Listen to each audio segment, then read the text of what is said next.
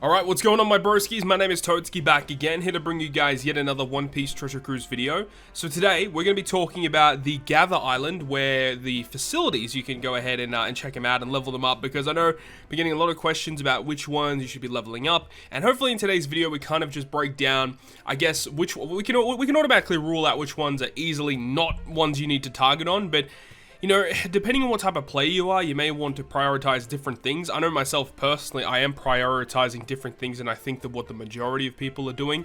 And I'm sure many of people out there that are watching this video right now already have leveled up some things, and we'll just go through it and kind of, I'll give my thoughts and opinions about each of these facilities and determine which one of these is quote-unquote the best, I guess. We'll see. We've also got a Reddit post that I want to go through just very briefly, because it doesn't really have anything to do with global right now, but in the future it is something that you may want to keep in the back of your mind, and perhaps, you know, start leveling a lot of other resources that you wouldn't typically do because of upcoming events that will come out for global later on down the line. As for when that's happening, we don't know, but just look out for stuff in the future, right? Alright, so the resource island, of course, you can reach it by going to the home section and click the Gather Island button. And of course, to level up all of these facilities, you need these red tickets, the Rumble tickets, which you can get for playing Pirate Rumble. Pretty simple and straightforward, I would assume. And I wanted to make this video now because this is actually the opportunity where people will have the abilities to start leveling up their facilities to higher levels, which I have already done actually. You know, when the Rumble completed for Season 1, I actually had like 17,000 tickets after a reward, so I've already used about 10,000 of my tickets, and I'll talk about that once we get to it. But we'll go from left to right, and we'll just determine what they each do and which ones are worth it or not. So let's start things off with this Spring of Vitality. Now this particular one gives you the ability to increase your maximum stamina. So you see in the top right hand corner, 531 is my max stamina, and of course because mine is level 1, I get level 1 increase to stamina, but obviously you can level this up to an additional of 60. Now, one really cool thing that would have been a nice addition to this is if they added the ability to increase your max stamina on treasure map. If that was actually a thing, then I feel like this might be used a little bit more, but considering it only just levels up your base stamina, which you can already level up anyway, just by doing like EXP farming on the Turtle Rush. That's what you should be doing if you need EXP for higher stamina pools, rather than spend your Rumble tickets here. You shouldn't be spending them here. I feel like this is definitely something that you should avoid at all costs. So yeah, not a very good one in my personal opinion. So the next one is the training ground, which is one that I would also probably avoid. So it says you gain 100 training points every 12 hours. Look, personally speaking, I think this is pretty bad. You know, obviously Rayleigh points are a semi-useful resource because there's some pretty nice things you can get in the Rayleigh's Bazaar. But overall, I'm personally not a big fan of this one, and I really suggest to not use your Rumble points or your Rumble tickets on this training ground facility. It doesn't seem like a very worthwhile investment in my personal opinion. Also, something that I suppose that we should touch up on is that you see that, you know, at level 5 it costs 30 tickets. Now when you go to level 6, you see in the center there that it requires a certain ranking. Now obviously the more higher levels you achieve, the higher ranking that you need to get on Pirate Rumble in order to actually level up these facilities. Now in order to level up to the max capacity, if we go over to Pirate Rumble real quick, you can actually have a look at these rankings here. I think I've actually got a Rumble defense, so I have to take that real quick. Yeah, there we go. Alright, cool, we'll take that. So, in the bottom left-hand corner, above the rewards button, you can see that there is your actual rank. So, my rank right now is 454, but if we click the ranking, you can see your lifetime highest grade. Now, on the actual Gather Island, where all your facilities are, it takes into account the highest ranking that you've ever achieved. So, in order to reach this ranking right here, you have to reach the Championship Top 1000 rank. And you only have to do that once, and once you do it, you can level up all of your facilities to max level, if you have the Rumble tickets to do so. But obviously you don't need the rank 1000 in Championship straight off the cuff. You can literally just level it up to whatever you want, because not too many people are going to have that many Rumble tickets right now, and the people with a lot of Rumble tickets are people that would probably need these higher ranks anyway, so it kind of makes sense anyway. Let's go over back to the Gather Island, and by the way, don't spend your Rumble tickets on the Rumble shop. It's severely outpriced. Like it's so expensive in that Rumble shop there. So let's move past this into the meat roaster. I mean, it's a very odd name, I would say, but the meat roaster. This is a pretty awesome one, actually. This is good for people, just for everyone, really. You know, whenever new content comes out and you've just got the ability to get a free stamina refill, it's pretty awesome. Do I suggest leveling it up? Probably not. So if we go over to the meat roaster and have a look. So you get 1 stamina meat per 20 hours. That's actually pretty good, I'm not going to lie. But again, it's a lot of investment into it, and I just don't think it's a worthwhile investment. However, you know, obviously the first few levels are relatively cheap, but then once you get past like a level 10, it starts to ramp up, and then I think it's in the 20s somewhere, like 28-ish or something like that. Yeah, so the jump from 28 to 29 is a very significant jump. So most people are going to get to level 28 without too many issues, I would say, in the ones that they want to level up. But then after that, it's such a huge jump for Rumble tickets. So the meat roaster, and it actually will store up to 2 of them. So after you get 1, it'll start counting down a second one, and you can actually get up to 2 stamina meats just sitting here on this. The meat roaster is a nice touch, and I do use it actually quite often, but do I think it's a really good investment for a lot of players to do? No, I think that what I've got right now, where it's like, what, 96 hours, you get a stamina meat, I think you don't need to level that up. So let's move over to this one, which is the berry cave, and very similar, you know, you get a certain amount of berries per hour, 25,000 berries per hour. Again, if you really want berries, my suggestion is to just farm the turtle rush, and then at the end of that run, whenever you get those turtles, just sell them. And the amount of berries that you'll get just by continuously farming that, getting pirate EXP, you get so much berries on top of it. That is the best way to get berries, and like 25,000 per hour, you can get like 1 million in like a minute just by doing turtle time. Like, it's crazy. Do not invest in the berry cave. It is the worst investment you can do. Literally the worst one. Okay, so now in the middle of the Gather Island here, we've got the dugongs. Now, the fishing spot is the most interesting one in my opinion.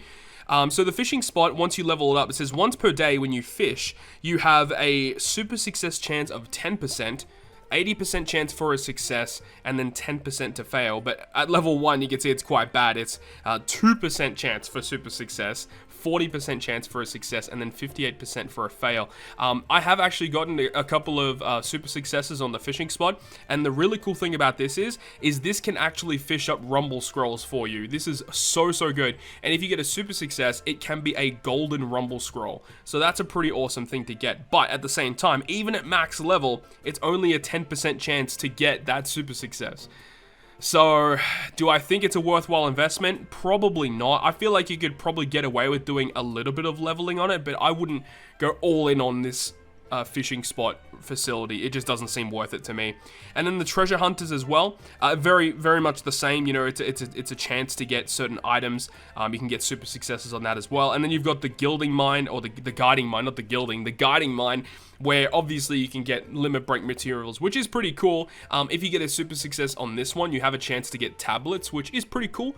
But again, I don't think it's a worthwhile investment to go all in like max level on like these 3 ones in particular, with the fishing spot, the guiding mine, and also the treasure hunters. I just don't think personally it's a really good investment. But then we move on to the last 4 of these. Now these are the ones where I feel like you'll be spending the most. And you can see these are animated because I have been leveling those up. But we've got the gem tree. So I think a lot of people already understand what the gem tree is all about. Now mine is only at level 5. I'm not really too sure if I want to level this up. We'll go through it in a sec. But at max level 35, you get 1 rainbow gem every 20 hours. That's pretty good. It's just an additional rainbow gem per day. And then in some instances, you can get up to 2 per day from it. So that's awesome, right? Very cool. Now, the reason why I'm personally not leveling this one up that hardcore right now is because of the fact that myself personally, I'm the type of person that I'm just going to buy gems if I need them anyway. I don't really care about getting 1 additional rainbow gem per day. And people have worked it out. I think it's over 400. It's definitely over 400 gems you get for free over a year once it's completely leveled up. However, with the amount of Rumble tickets that we have access to, like within the first 12 months, like hardly anyone is going to have this at max level. Like I think the most you'll get in a year for most players will be something like 50 gems or something like that for free just by having the rainbow fruit tree, right? So it is good. In theory, once it's maxed out, you get up to over 400 additional gems for free.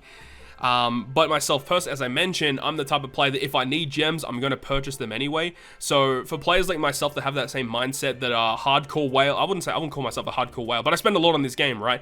I don't really need the gem tree. I don't need it as much as what other players would. For free-to-play players, I think the gem tree is probably the best investment. And in terms of overall cost, I think that the gem tree is one of the least costiest ones. So that's what you may want to consider. Now, myself personally, I have been leveling up the cotton candy totems, whatever they're called, Monument of Endurance, Ferocity, and Healing, right? So all of mine are leveled up a little bit. If I go to the facility down the bottom here, yeah, so they're both leveled up to level 15. And of course, when they are fully leveled up, you can get an additional plus 100 cotton candy fed to each individual character. So mine are leveled up to level 15, so I can get an additional 45. Yeah, so we have an additional 45 attack, HP, and recovery added right now. These are the ones I'm leveling up right now, and I know some people are more focusing on the attack, like leveling up the attack a bit more, and then the health, and then the recovery are not as high a priority. Myself personally though, I want to level them up all equally, just because, you know, some characters do want the additional recovery, and it's nice to have, and then additional HP also really nice to have. There hasn't been any piece of content where you specifically need like an additional plus 100 cotton candy on top of it. Obviously it does make a difference in the long run, but overall I do think that I also want to make sure that I have enough HP and recovery on top of that as well.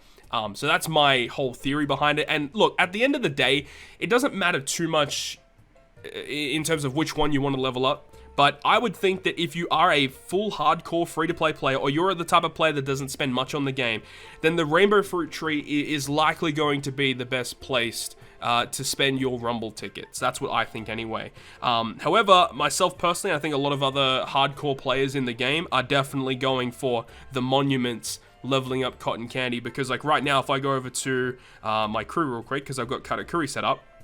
So my Katakuri has 435 cotton candy, and you can see 145, that's my new caps, because I can get 45 in each individual stat. So that's what I've got right now. That's the highest I can actually reach, and it's pretty awesome, because look at those stats right there. Nearly 2300 attack, over 5k HP, and there's like, yeah, nearly 600 recovery on V3 Katakuri. And look, every other character as well. I think there were some other characters that I leveled up as well. I think Super Type Blackbeard, I think I leveled up. So if I have a look real quick, yeah, my Super Type Blackbeard is also at 435 with an additional 45 in each stat. And then also, another character that I was also leveling up is someone like V3 Law. Now, I don't have enough. I'm going to have to be farming a little bit of cotton candy. But, like, characters like this that have really good healing mechanics, and pinch healing characters love having that additional recovery. So that was kind of my whole theory behind it, that, you know, if I have additional recovery, then my character's going to be healing more, which means that I'm more tanky and I can get through content easier. So, you know, I think that, you know, myself personally, I'm going to be leveling all of them up equally, unless if something happens and I specifically want to attack for something. But as I said, that isn't really a thing that you need to worry about. There's no content in the game that says you need to have, you know, plus 200 only in attack to clear it. That's just, it's not the case, right?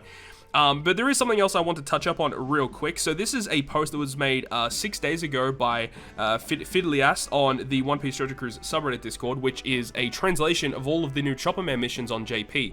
So on JP, they had an update recently with their version 10.2 update with the rookie missions of Chopper Man were completely revamped. Now there's 3 different missions. You've got rookie, you've got an intermediate, and like an expert difficulty missions. Now the really interesting thing is on the master missions, as they're called. You can see right in the middle there, level up Resource Island, Crystal Cave, Gathering Boat to level 2, and then you got to level 4, level 6, level 8, and it's here somewhere, pretty sure, unless if I skipped it, but level 8, I thought it was level 10. Either way, you can see that they actually ask you in these missions to level up your islands. Yeah, here it is here, Resource Islands to level 10. So that is something that you have to think about, that all of the resource islands eventually for these Chopper Man missions have to be leveled up to level 10. So even though, you know, some of those resource islands are really bad, like the Berry Cave or like the training ground, they are pretty bad, but for these missions, yeah, you got to level them up to level 10. And it means, you know, if you level them up now to level 10, when those Chopper Man missions come out, you'll get those rewards straight away, whatever they may be, right? And you see Pirate Rumble flags set, like that's pretty good, right? You get a bunch of Pirate Rumble flags as soon as the new update comes out. This is going to be quite a while before this drops on global, at least I would think. So, you know, I wouldn't say, you know, rush over it to do it right now, but this is something you want to keep at the back of your mind for the future, because you will need to do it to complete these Chopper Man missions anyway. And those new Trumpman missions are crazy, because once you complete every single mission, you get like 200 gems. It's crazy, right? Hopefully this gives you guys a little bit more information about that, and hopefully you guys enjoyed the video today. And if you guys did enjoy it, make sure you go ahead and leave a like. And if you want to stay up to date with all the content that I post, including more One Piece Treasure Cruise content, make sure to hit the subscribe button down below. But on that, guys, I'll see you guys within the next video.